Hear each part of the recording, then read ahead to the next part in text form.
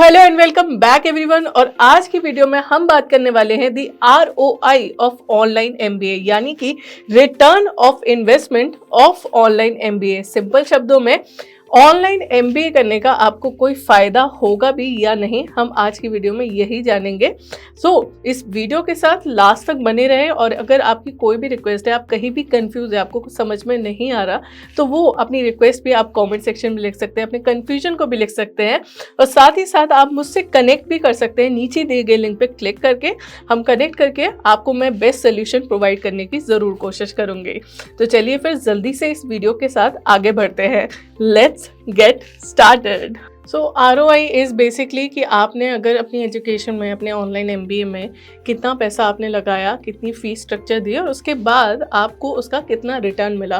Let's say कि अगर आप किसी एजुकेशन में अपना पैसा लगाते हैं तो उसके बाद आपको कितने की जॉब मिली, आपका सैलरी पैकेज कितना रहा, that is your ROI। And ऐसे ही स्टॉक मार्केट में, और अगर आप कहीं भी इन्वेस्टमेंट करते हैं तो उसमें भी होता है ना, जैसे कि अगर आपने लेट्स से कि आपने हर महीने 10,000 जमा करे या 15,000 जमा करे, तो 1 साल बाद या 2 साल बाद आपको उसका 15%, 12% या 8% जो भी वहाँ उस टाइम के इंटरेस्ट होगा, उसके हिसाब से आपको एक्स्ट्रा मनी मिलता है।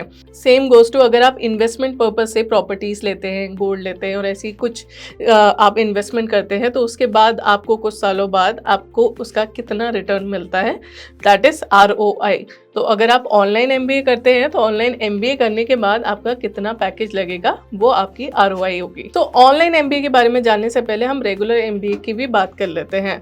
तो लेट्स से कि अगर आप रेगुलर MBA करते हैं और Tier 1 यूनिवर्सिटी या इंस्टीट्यूट से करते हैं, तो फिर आपका 15 लाख, 20 लाख, 25 लाख, 30 लाख इतने तक का आपका जो आप फी स्ट्रक्चर है वो उतना होता ही है।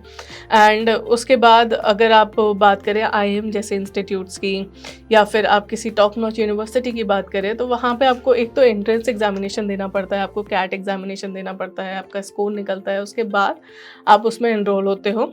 एंड वहाँ के भी बहुत सारे एंट्रेंस एग्जामिनेशन होते हैं। अगर आप वो क्लियर कर लेते हो तो फिर आप उस इंस्टीट्यूट में या फिर आप उस यूनिवर्सिटी में एडमिशन ले सकते हैं। एंड उसके बाद आपका इतना जो है फी स्ट्रक्चर होता है। एंड उसके बाद जैसे कि हम जानते हैं कि MBA प्रोग्राम जो है वो 2 ईयर्स का प्रोग्राम है, आपका ड्यूरेशन उसका 2 ईयर्स का है। तो अगर आप वो कंप्लीट कर लेते हैं तो उसके बाद जो आपका जो लेट्स से सैलरी पैकेज है, अगर आपका 20-25 लाख तक का आपका फी स्ट्रक्चर है, तो सैलरी पैकेज आपका 30 लाख, 40 लाख, 50 लाख इतना हो सकता है। तो यहाँ क्या हुआ कि आपने 2 से 3 साल लगाए, आपने अपनी प्रिपरेशन भी करी होगी, उसके बाद आपने 2 साल तक पढ़ाई भी करी होगी, कुछ और भी नहीं किया होगा क्योंकि ये रेगुलर मोड पे होगा। एंड आफ्टर दैट आपका 30 से 40 लाख, 50 लाख तक का आपका पैकेज लगता है। तो 2 साल के हिसाब से मतलब इतने का ही लगभग आपका जो इन्वेस्टमेंट है वो भी 2-3 साल में आपका हो जाता है, और उतना का ही आपका साल भर का पैकेज हो जाता है। तो ROI इज़ क्वाइट सिमिलर, और थोड़ा बहुत ऊपर नीचे हो सकता है इसमें। अब हम बात करते हैं ऑनलाइन MBA प्रोग्राम की। तो अगर आप ऑनलाइन MBA प्रोग्राम करते हैं तो ऑनलाइन MBA में आपने देखा होगा मैक्स टू मैक्स आपका 1 लाख, 2 लाख या 2.5 लाख, ज़्यादा से ज़्यादा 4 लाख तक का आपका जो फी स्ट्रक्चर होता है अगर हम Tier 1 पे जाएँ तो। एंड अगर आप 3 से 4 लाख रुपए खर्च करते हैं, अगर हम एवरेज लें तो 2 से 2.5 लाख में आपका जो ऑनलाइन MBA प्रोग्राम है वो कंप्लीट हो जाता है एक अच्छी यूनिवर्सिटी से। और अगर आप ये करते हैं तो ऑनलाइन MBA के साथ आपके पास एक बहुत अच्छा एडवांटेज ये है कि आप अपनी जॉब के साथ ही साथ कंटिन्यू कर सकते हैं। तो अगर आप जॉब करते भी हैं तो कम से कम आपका 3 लाख तक का तो पैकेज होगा, 3 लाख नहीं तो आपका 2 लाख तक का पैकेज होगा। तो वो भी आप उसे 1 साल के अंदर अंदर कवर कर लेंगे जितना भी आपने इन्वेस्ट करा होगा।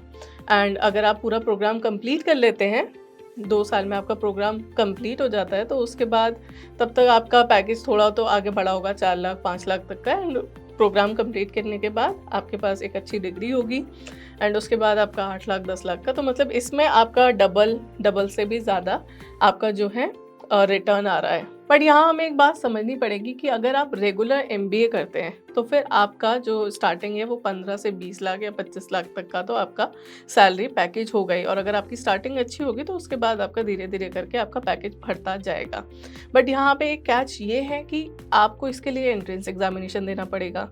एंड अगर आप एक टॉप नॉच टियर 1 यूनिवर्सिटी या इंस्टीट्यूट से प्रोग्राम कर रहे हैं, तब जाके आप एक्सपेक्ट कर सकते हैं कि आपका 15 लाख, 20 लाख, 25 लाख या 40 या 50 लाख तक का आपका पैकेज लग सकता है।